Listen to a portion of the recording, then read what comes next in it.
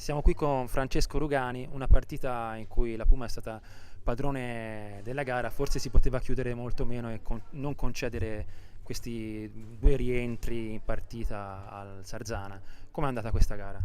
Sì, no, siamo stati molto bravi nella gestione della partita, abbiamo tenuto sempre il pallino del gioco dalla nostra parte e nonostante il Sarzana comunque avesse 0 punti sapevamo di trovare davanti una squadra molto forte, molto preparata, che conosciamo, però siamo stati bravi nel gestire la partita, magari potevamo chiuderla prima, potevamo fare più gol, ma abbiamo trovato anche un portiere preparato che ha fatto secondo me un'ottima partita e noi però comunque siamo stati bravi a mantenere la gara sempre dalla nostra parte senza mai andare sotto e questo è.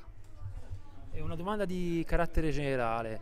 Ecco, quali progressi ti aspetti dalla squadra di qui alla fine del campionato? In cosa pensi che dobbiate migliorare?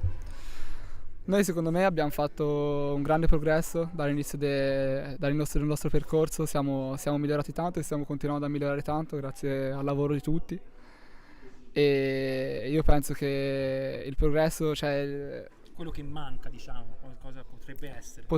noi potremmo migliorare sicuramente nell'aspetto, nella cinicità sotto porta perché creiamo tanto e magari ogni tanto riusciamo a concludere un po' poco, però credo che comunque il miglioramento si sia visto all'inizio della stagione, dalla parte di Coppa Italia, ora stiamo piano piano migliorando sempre di più anche sotto questo punto di vista.